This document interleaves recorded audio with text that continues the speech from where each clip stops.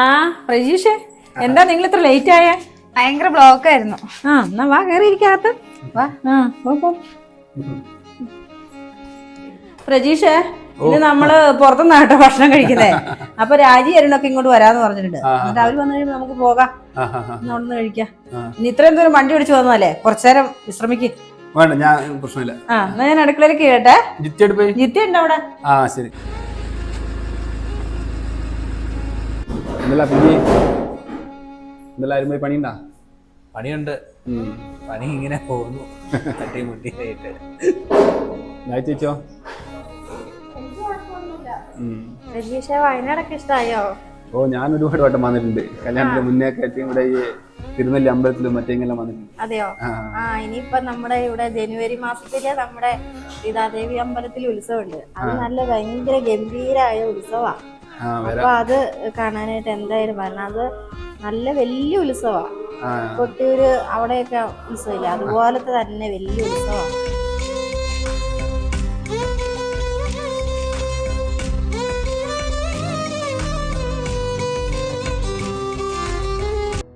മന്തി നല്ലതായിരുന്നല്ലേ അമ്മ?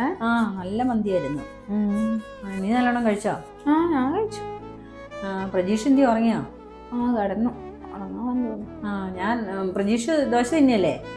ദോശ. ഞാൻ ദോശക്ക് അരച്ച് വെച്ചേക്കുന്നേ.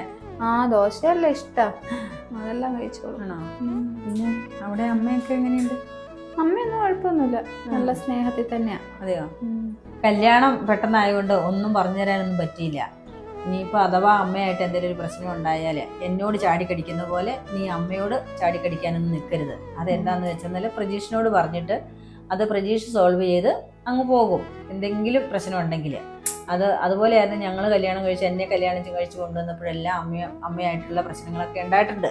അതുപോലെ അപ്പോൾ അതുപോലെയുള്ള കാര്യങ്ങൾ നീയും അവിടെ ക്ഷമിച്ച് സഹിച്ചുമൊക്കെ മുന്നോട്ട് പോകണം. പ്രജീഷിനോട് പറഞ്ഞിട്ട് കാര്യങ്ങൾ എന്നാന്ന് വെച്ചാൽ സോൾവ് ചെയ്ത് പോകണം. അവിടുത്തെ അമ്മ അങ്ങനെയുള്ള അമ്മയായിട്ടൊന്നും എനിക്ക് തോന്നുന്നില്ല. അല്ല, അങ്ങനെയല്ല ഞാൻ പറഞ്ഞ, പ്രശ്നമുണ്ടെന്നല്ല പറഞ്ഞേ. അഥവാ എന്തെങ്കിലും പ്രശ്നം ഉണ്ടായാൽ നീ നേരത്തെ പോലെ അല്ലല്ലോ, ഒരു കുടുംബിനി ആയിട്ടുണ്ട്. അപ്പം എന്തെങ്കിലും ഒരു പ്രശ്നം ഉണ്ടായാൽ അത് പ്രജീഷിനോട് പറഞ്ഞിട്ട് അത് സോൾവ് ചെയ്യണം. പിന്നെ ഇവിടെ ഇരുന്ന് നീ ഫോൺ തോണ്ടിക്കിടന്ന് കളിക്കുന്ന പോലെ അവിടെ ചെന്ന് കാണിക്കരുത്.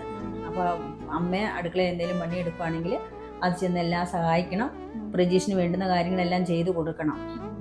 അതുകൊണ്ടിട്ട് ഒരു നല്ല മോളായിട്ട് തന്നെ നിൽക്കണം. അങ്ങനെയൊന്നും ചെയ്തില്ലെങ്കിൽ അമ്മ പഠിപ്പിച്ചു വിട്ടതിന്റെ ദോഷമെന്ന് പറയും. അതുകൊണ്ട് അത് പറയിപ്പിക്കാൻ ഇടവരുത്തരുത്. അവിടെ നല്ലൊരു മോളായിട്ട് അവിടെ നിൽക്കുക. പ്രശ്നങ്ങളൊക്കെ ഉണ്ടാവും, അതിനെല്ലാം തരണം ചെയ്ത് എല്ലാ കാര്യത്തിലും ഇടപെട്ട് നിൽക്കണം. ഇനി സമയം കുറയായില്ലേ, പോയി കിടക്ക്.